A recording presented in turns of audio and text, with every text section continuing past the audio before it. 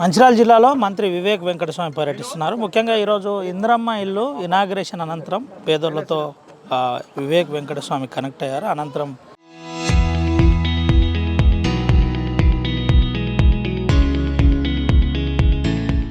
వారి అనుభూతి ఏ విధంగా ఉంది, ఏం చెప్తున్నారో తెలుసుకుందాం.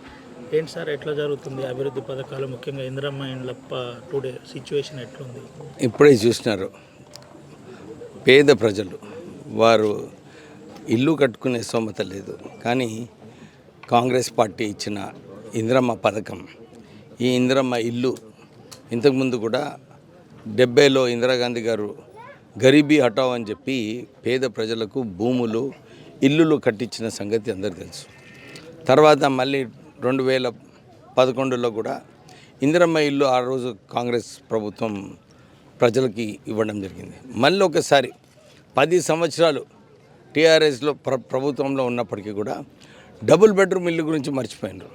ఎందుకంటే అది పేద ప్రజలకు ఈ 1,00,000 కోట్ల రూపాయలు ఈ కాళేశ్వరంలో ఏదైతే కునికిపోయిన ప్రాజెక్ట్ ఉన్నదో అది కట్టకుండా కేవలం కమిషన్ల కోసము ఆ ప్రాజెక్ట్ కట్టిండ్రు.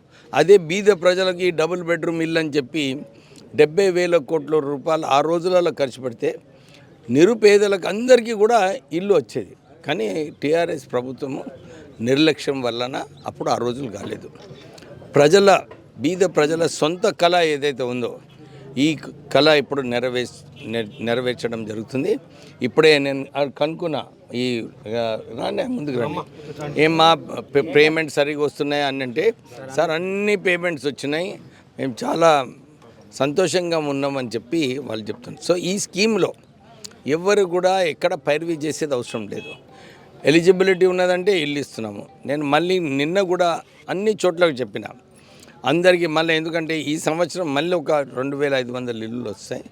అందరికీ నిజంగా నిరుపేదలు ఎవరైతే ఉన్నారో వాళ్ళందరికీ కూడా ఇందిరమ్మ ఇల్లు కట్టించే కార్యక్రమం కాంగ్రెస్ ప్రభుత్వం తీసుకుంది. సో నేను ఈ ప్రాంత ఎమ్మెల్యేగా అన్ని చోట్ల కూడా ఇదే రివ్యూ చేస్తున్నాం కలెక్టర్ గారితో.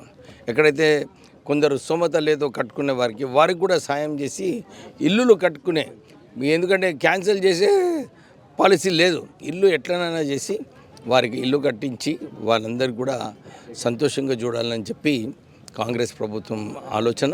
సో దాని ప్రకారంగానే మేము పనిచేస్తాం. ఏం చెప్తారు సార్, ఆర్టీసీ కార్మికుల అంశంలో ప్రభుత్వం చాలా సీరియస్గా కసరత్తు చేసింది, దాంట్లో మీరు కూడా చాలా ముఖ్యమైన కీలక భూమిక పోషించిన పరిస్థితి ఎట్లా చూడొచ్చు?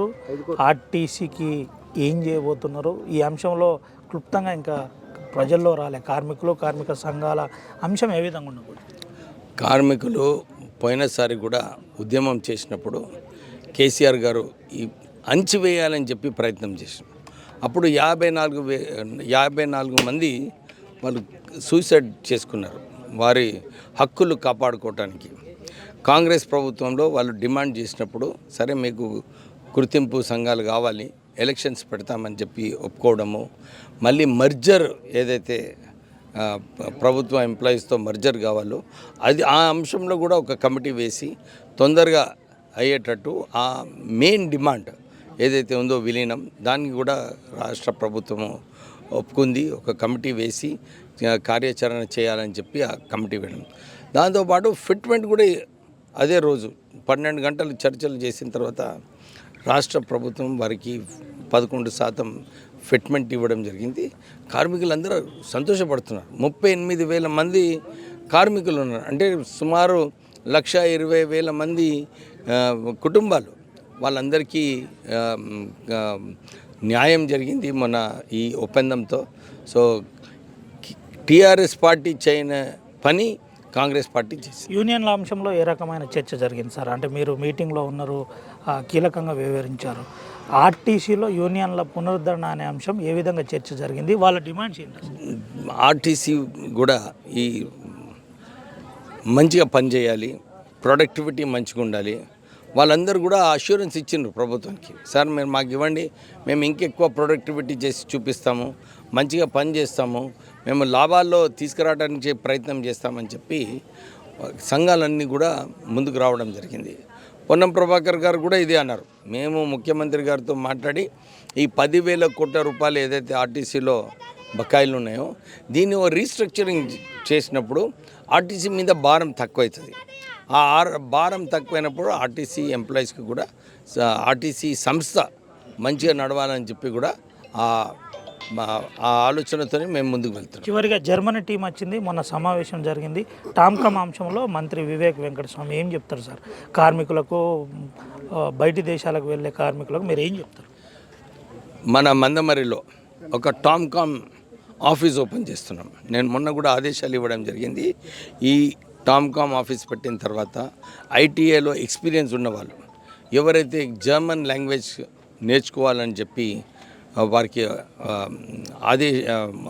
ఉత్సాహం ఉందో వీళ్ళందరినీ కూడా మా టామ్కామ్ ద్వారా ఖర్చులు పెట్టుకొని వీళ్ళకు లాంగ్వేజ్ నేర్పించిన తర్వాత వీళ్ళకు విదేశాలలో జాబ్స్, జర్మనీలో 5 లక్షల ఉద్యోగాలు ఉన్నాయి అక్కడ. సో ఎంతమంది ఒక క్రమశిక్షణతోని, ఒక పట్టుదలతోని, ఎందుకంటే ఉట్టిన అందరు నేర్చుకోలేరు ఈ జర్మన్ లాంగ్వేజ్, అందరు కూడా వచ్చి లేదు మేము నేర్చుకుంటామని చెప్పి ఆ ఆలోచన ఉంటే మేము వాళ్ళని ట్రైనింగ్ లాంగ్వేజ్ ఇప్పించి మా అడ్వాన్స్ టెక్నాలజీ సెంటర్లో ట్రైనింగ్ చేయించి ఎక్స్పీరియన్స్ ఇప్పించిన తర్వాత వీళ్ళకు 2 లక్షల జీతంతో వీళ్ళందరికీ ఉద్యోగాలు కల్పిస్తాము. నేను బెల్లంపల్లి ఎమ్మెల్యే గారు, మంచిర్యాల ఎమ్మెల్యే గారు వారికి కూడా కోరిన 30 మందికి ఇవ్వండి. ఒక మా మందమరిలో స్కిల్ డెవలప్మెంట్ సెంటర్ ఏదైతే సింగరేణి ఉందో దాంట్లో ట్రైనింగ్ అయిన తర్వాత వీళ్ళకు విదేశాలు పంపించే కార్యక్రమం తీసుకుని వ్యతిరేకించే వాళ్ళకు, కాళేశ్వరం అంశంలో ఇప్పుడు సోయబడ్డదని చెప్పే వాళ్ళకు మంత్రి వివేక్ వెంకటస్వామి ఏం చెప్తారు? ఇక తెలిసిపోయింది. ఆ ప్రాజెక్టు కేవలము 3 సంవత్సరాల క్రితము టీఆర్ఎస్ హయాంలోనే కేసీఆరే దాన్ని ఉద్ఘాటన చేసిండు. 1,00,000 కోట్లు ఖర్చు పెట్టిన తర్వాత ఇన్ని టీఎంసీ నీళ్లు 3 సంవత్సరాలు ప్రజలకు ఇచ్చిండు. అసలు 67 టీఎంసీలే పంపింగ్ అయింది. దాంట్లో 42 టీఎంసీలు వృధా అయింది. ఎందుకంటే తుమ్మిడియాట నుంచి నీళ్ళు వచ్చినప్పుడు ఈ ఎల్లంపల్లి ప్రాజెక్ట్ నుంచి నీళ్ళు కిందికి వదిలేసిండ్రు. అంటే 3,000 కోట్ల రూపాయలు కరెంటు ఛార్జీలు ఖర్చు పెట్టిండ్రు. 1,00,000 కోట్ల రూపాయలు, దాంట్లో 5,000 కోట్ల రూపాయలు ఐదైంది. సుమారు 12,000 కోట్ల రూపాయలు మిత్తి కట్టిండ్రు. 12,000 కోట్ల మిత్తి 3 సంవత్సరాలు అంటే 36,000 కోట్ల రూపాయలు. అంటే కేవలం ఒక ఆ కమిషన్ల కోసం ఆ కాకృతి ఏదైతే ఉందో టీఆర్ఎస్ పార్టీకి, టీఆర్ఎస్కి, అందు గురించి వాళ్ళు ఆ కమిషన్లు చూసి కొద్దిగా ఉబ్బిపోయిండు కేసీఆర్. నేను బీఆర్ఎస్ పార్టీ పెడతా, భారతదేశం పార్టీ పెడతా అని చెప్పి ఇలాంటి ప్రజల సొమ్ము దోచుకొని వారు పోయి ఇతర రాష్ట్రాలలో పార్టీ పైన భూములు కొని వారు దందా చేయడం జరిగింది. ఇది పరిస్థితి. బీఆర్ఎస్ పార్టీ 1,000 కోట్ల ప్రజాధనానికి పాల్పడ్డదని మంత్రి వివేక్ వెంకటస్వామి ఆర్టీవీతో ఎక్స్క్లూజివ్గా మాట్లాడారు. అయితే దీంతోపాటు ఇటు ఇందిరమ్మ ఇండ్లకు సంబంధించి రాష్ట్ర వ్యాప్తంగా, ముఖ్యంగా తన కాన్స్టిట్యున్సీలో పక్కాగా బిల్లులు వస్తున్నాయి. రానున్న రోజుల్లో లబ్ధిదారులను ఎలక్ట్ చేస్తాం, లబ్ధిదారులకు ఇస్తామని ఆర్టీవీతో ఎక్స్క్లూజివ్గా మంత్రి వివేక్ వెంకటస్వామి మాట్లాడారు. ఇదే కాకుండా టామ్కామ్ ద్వారా శిక్షణ ఇప్పించి జర్మనీకి పంపిస్తామని చెప్పారు. ముఖ్యంగా ఆర్టీసీ కార్మికులు సంతోషంగా ఉన్నారని మంత్రి వివేక్ వెంకటస్వామి ఆర్టీవీతో ఎక్స్క్లూజివ్గా మాట్లాడారు. Vote studio.